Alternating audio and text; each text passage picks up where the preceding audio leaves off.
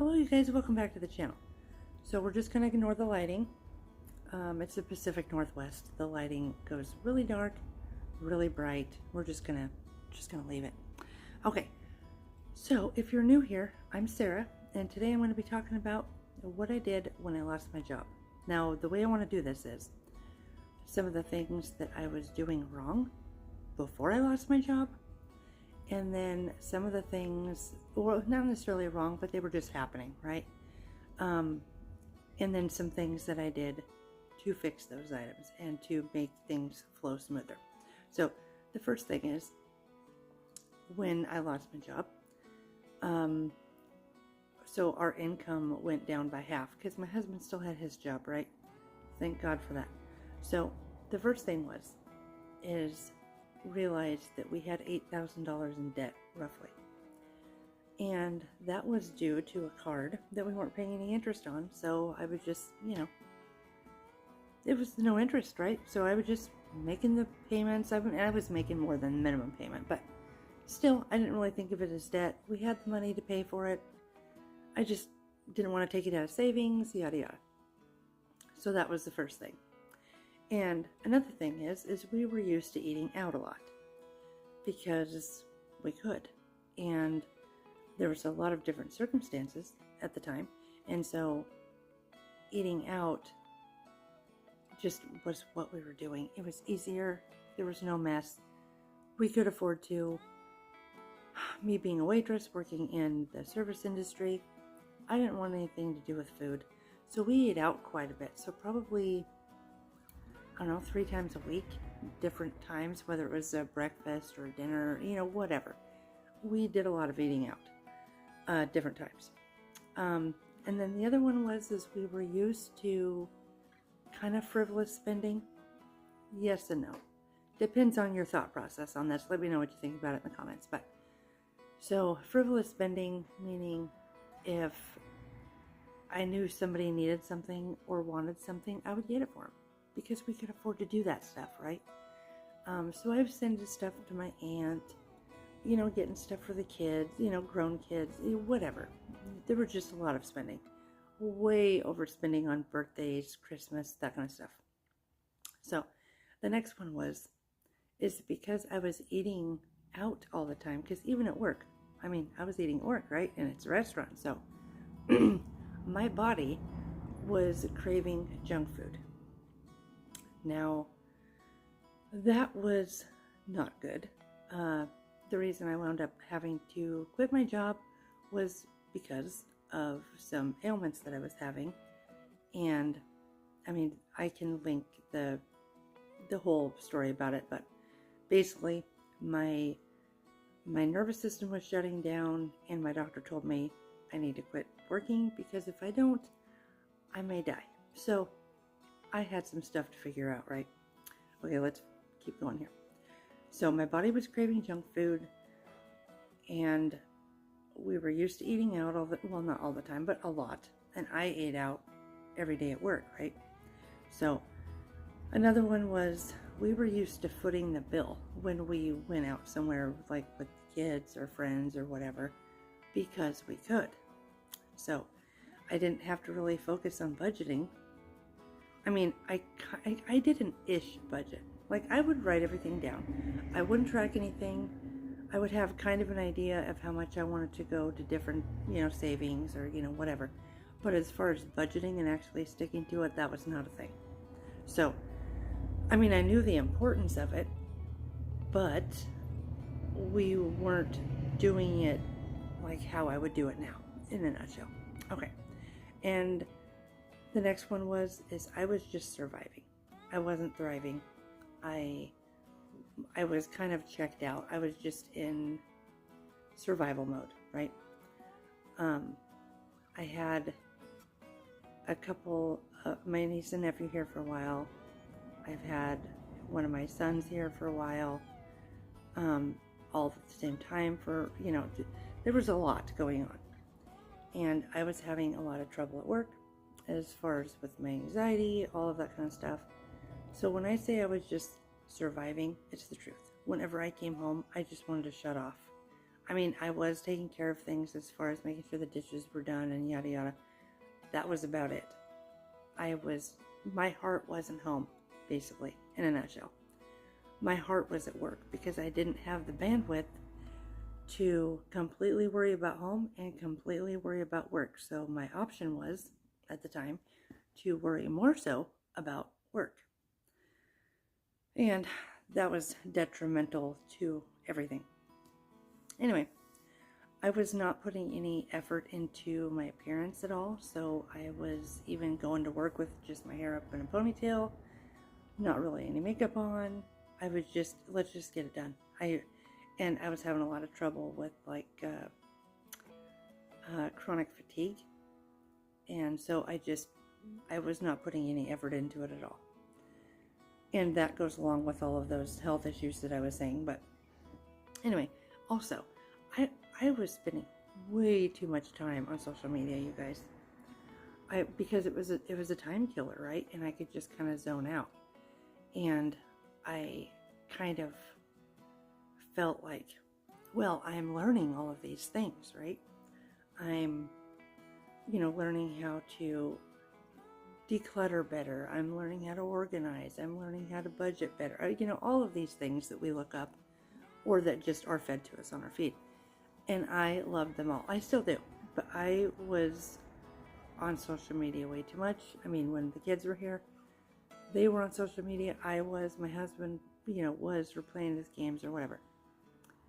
It was just not a great situation. It wasn't a terrible situation, but it wasn't that great, right? So, and in a nutshell, it's just my brain was not engaged. It just wasn't engaged. And like I said, my heart wasn't home. And now looking back at it, it almost makes me want to cry because my heart wasn't here. So now I want to go over some things that I'm doing that are helping. So like, what were my action steps? What did I do with, losing half my income? I'm not feeling good. I'm sick. All of this stuff. Okay. The very first thing I did is I made a budget. I know. Don't click off. But it really is, because I have to have some control over this, right? I needed to just pull myself in and realize I have to focus on these things. So, first thing I did was I broke our mortgage payment into fourths because my husband gets paid every week. So, say a $2,000 mortgage payment is only $500 a week if you do that. Then I didn't have to worry about the feast or famine thing of, 2 whole checks, 1 whole check, whatever, going solely to the mortgage payment. If I broke it up that way, then I didn't have to worry about it. And I did that in my checkbook. I didn't do it with the mortgage company. So every week, whenever he would get paid, so I used my check register as my tracker, right? I would just write $500 house, $300 house, whatever it happened to be. Okay. So the next one I started saving the extra paychecks for my sinking funds because we no longer had the ability to each week put money into a sinking fund or put money aside for this or whatever, because it was really, really tight.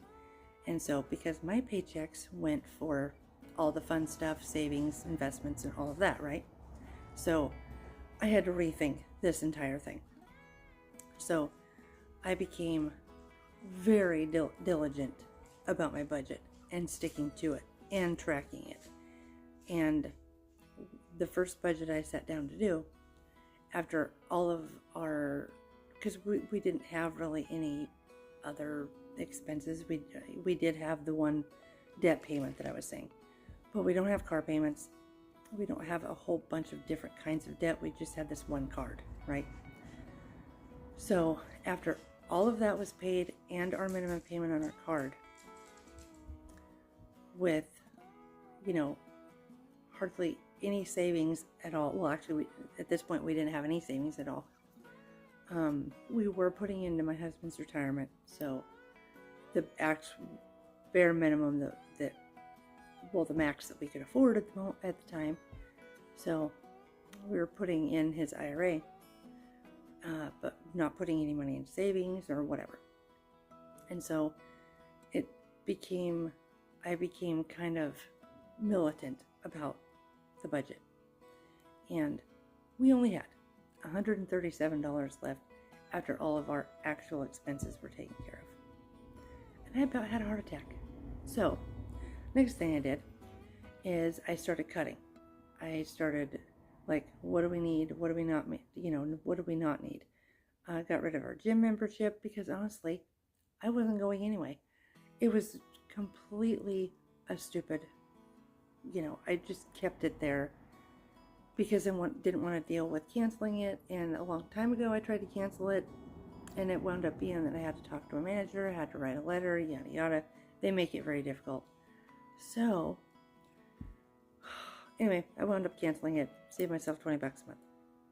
So then I started thinking, okay, car insurance. What can I do about that? What can I do about phones and whatever? I wound up switching to Mint Mobile. This is not sponsored, by the way, because that saved us $80 a month. Going from T-Mobile to Mint, even though they use the same networks and whatever, same service. So anyway, so I did that. And then another thing I started doing is only spending money one day a week. I was like, if I can only spend money one day a week, all the other days of the week where I may want to try to buy something, I have to wait till Friday. By then, chances are I may not even want it anyway. And that is exactly what has happened. So I started a wants list. And honestly, I think I've only gotten 1 or 2 things on that wants list. The rest of them I crossed them out because I really don't care if I have them or not now. At first I really wanted them, but now I don't. So anyway, yes, really streamlining that whole thing. Another thing is, like I was saying earlier, we were eating out quite a bit before I had to quit. But so we made a decision that we were only going to eat out 2 times, if at all, at the most 2 times. We've actually stuck to that, and now we're just even out of the habit of it. I think a lot of these things that we do are habits. Buying things whenever they just pop into your mind. You go on Amazon, you pick it up, or you go into town just to go look at something or whatever. You wind up going to a few stores, you buy something in every single store. Those kinds of things are habits. Or, you're going grocery shopping, and you want to go hungry, so you go to a restaurant or you go to Starbucks, you go wherever, and you get yourself a coffee and whatever. All of those things are habits. And we broke all of them. Yeah. The life we have now is so insanely different from the life we had before. It's crazy. The next thing I did is starting making my home where I wanted to be more than anywhere else. And since then, my heart has kind of come to where it needs to be, I think, for me. My heart has always been at home for the most part, but the last while it wasn't. I just didn't really care. I mean, I didn't let the house go crazy or, go downhill or anything, but there was so much that I wasn't doing because, like I said, I was just in survival mode with my health and just doing the bare minimum just to get by, which is no fair to anybody, my family, my employer, it wasn't fair to anybody, myself, because I wasn't doing what I knew I could do, and I wasn't giving everything the level of attention that it deserved, right? So another thing I did is I started really, really honing in and having a focus on my health. So, like I said, my nervous system was shot. I had to quit eating so many things that I loved, and like I also said, I was practically addicted to junk food. I'm not talking like chips or whatever, but just like restaurant food, or like, say, burritos from the gas station, those kinds of things. That's what I mean. And so I cut out all the dairy. This is just what I did. I'm not saying you have to do this, or even if it's a good idea. I'm just saying that's what me and my doctor came up with. quitting dairy, quitting coffee. So I was drinking decaf. Um, I didn't wind up. I found out I don't really like coffee. I like all the cream and sugar. I don't really need coffee. Like, I wasn't using it to wake up or, stay awake longer or anything. I just kind of like the flavor of it with cream and sugar. I don't like it black. I was using the fancy creamers that are, $3 or $4, sometimes more. I was going through 1 or 2 of those a week because I was drinking a lot. And so, anyway, I had to quit that. So, coffee, dairy. I wasn't having corn for a little while. I wasn't having, gluten. There was a lot. And I was adding in a lot of fruits and vegetables that I wasn't used to. Fast forward 6 months to where we are now. And, my whole life is different than it was. Not just because I'm home, but the way I feel and what's important to me, and my level of attention that I give to things, and trying to figure out a balance of priorities. And so I think the biggest thing is that I actually am trying to move forward every single day. And I think that's so important, because before I was just half-assing everything, right?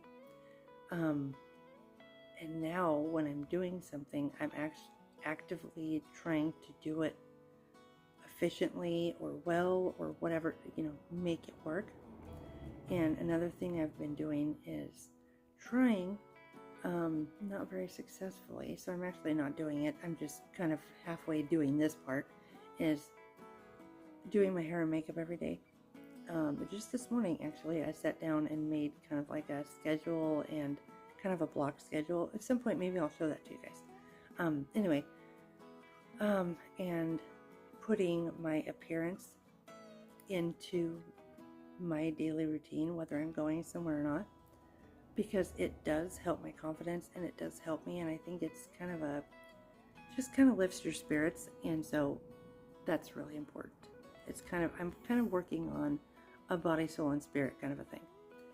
And I'm curious if you guys have ever gone through any of this kind of thing, like the grieving process of losing your job, just living a completely different life. And if you have, I would love to hear about it. And what did you do? What were your priorities? What did you think was most important first and second and whatever? Good news is now we are debt free again. Hallelujah. Okay, so we paid off the last of, I think it was $4,800. We paid that off just this last week. And so now all we have is our house. And I am so glad.